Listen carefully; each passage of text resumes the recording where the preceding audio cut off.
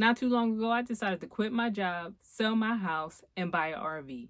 I am now Nomad. I want to give you an update of how things are going. So the first thing we're going to talk about, the bills. Let's talk about the bills that I had when I was a homeowner. Now keep in mind right now, I'm just keeping it to the basic bills, not everything that I had to pay. My mortgage was about $850 a month. That did also include my home insurance, sewage, and that was about $21.87. My water bill averaged about $29.80. The electricity bill was about $149.32. Trash cost me about $16.17. The gas bill was about $36.62. Internet cost me about $103. We can say each month I was spending about $1,207 a month. Now let's compare the pricing of what it's like living in the RV.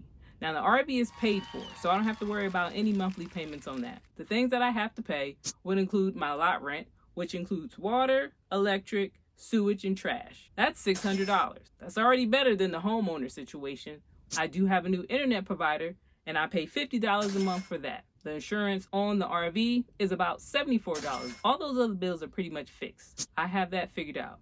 The only thing that I'm not too certain about would be propane. I need the propane for the gas stove, the furnace, as well as to heat up the hot water tank. Now I usually just keep it off until I need to use it, but so far it's looking like it's probably going to cost me about $20 a month. So when it comes to the bills, when people ask me, was moving into an RV worth it? Absolutely yes. So now let's discuss the living situation in the RV. Now I like to stay in one place for a couple of months. I looked up and found someone on Facebook that has over an acre of land and they wanted to rent out space on that land to someone in the RV. The acre of land I pretty much have all to myself. There is a house on the property which is gated off, but that probably takes up only about a quarter of the land. The neighbor just behind me is also my landlady. The land that she's on is also over an acre. I'm a city girl. I've never been on this much land before. It's absolutely amazing to me. My landlady has horses, and even though I'm a little scared of them, I still love to watch them. She also has dogs, so my dogs and her dogs can interact with each other. When I first moved in, she had chickens on her side of the property,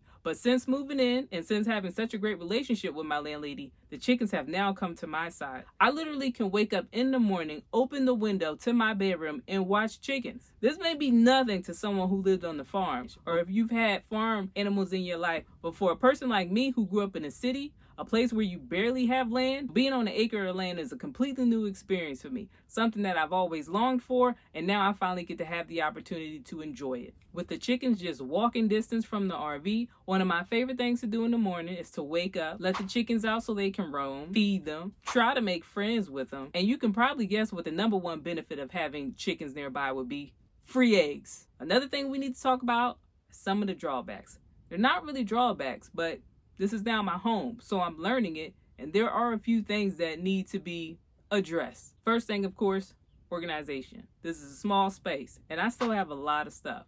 Now, in my last video, I talked about embracing minimalism. I never said I was a minimalist. It takes time. I still have a lot of stuff from that house that I need to get rid of. And I also have a lot of stuff that's still in the RV that I need to figure out what to do with. Definitely subscribe to the channel so you can watch the process. As I continue to clean up and organize the RV, I'm also thinking about ways to give it a makeover. Probably add some upgrades, make some changes. Some other things that I picked up on since I've been in the RV for almost 6 months. So there are a few things that do need to be repaired. Since it is a used and older vehicle, I expected that. I was actually looking forward to it because I like to do projects. With the help of YouTube University, you can pretty much fix anything on an RV. Now, if you haven't already, go ahead and subscribe. We got a lot more things to do to make this the perfect place. And there's also a cross-country trip that I have planned. But you got to stay tuned to find out more about that.